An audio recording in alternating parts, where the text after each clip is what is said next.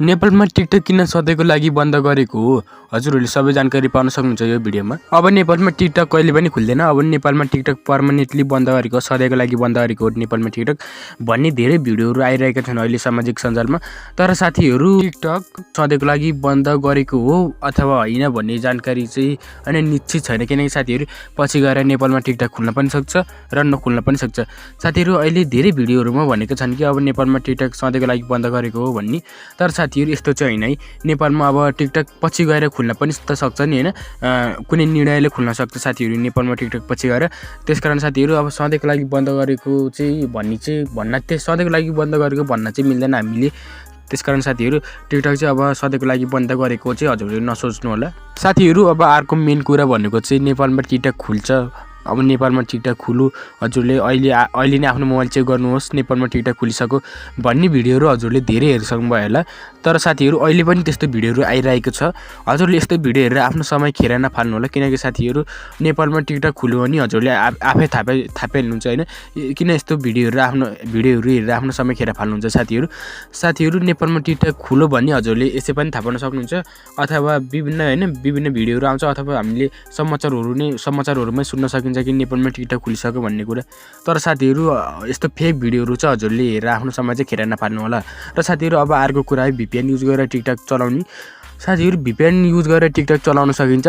तर साथीहरू हजुरहरूलाई लाग्ला कि VPN युज गरेर पनि होइन टिकटक चाहिँ राम्रोसित चलेको छैन, त्यो किन भएको भन्दाखेरि साथीहरू हजुरहरूले राम्रो VPN युज नगर्नु भएको भएर हो।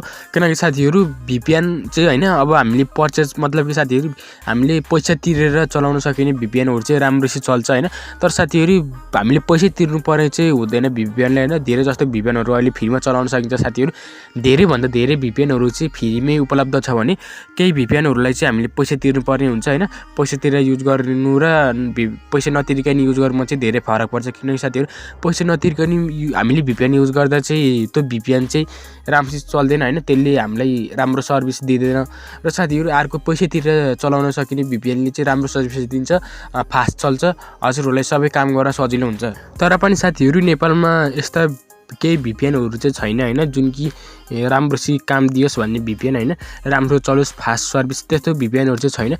तर साथीहरू हामीले चाहिँ बाहिरी VPNहरूलाई युज गऱ्यो भने चाहिँ अलिकति त्यसले चाहिँ राम्रो सर्भिस दिन्छ। साथीहरू अब हजुरहरूले चाहिँ VPN चाहिँ खास गरी के कामको लागि युज गर्नुहुन्छ त्यो हजुरहरूको कुरा। तर साथीहरू VPNको युज गर्नुभयो भने हजुरहरूले राम्रो पैसा कमाउन सक्नुहुन्छ अनलाइनको माध्यमबाट होइन, एउटा मोबाइलको माध्यमबाट।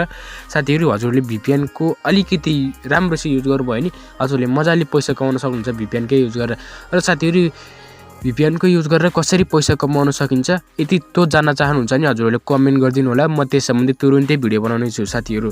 र साथीहरू आजको भिडियो कस्तो लाग्यो कमेन्ट गरिदिनु होला, र यदि भिडियो मन पर्यो भने लाइक गरिदिनु होला। र साथीहरू हाम्रो च्यानलमा यस्तै भिडियोहरू हेरेर चाहनुहुन्छ भने यो च्यानललाई सब्सक्राइब गरेर राखिदिनु होला। र साथीहरू भेटौँ न भिडियोमा, त्यति बेलासम्मको लागि बाइ।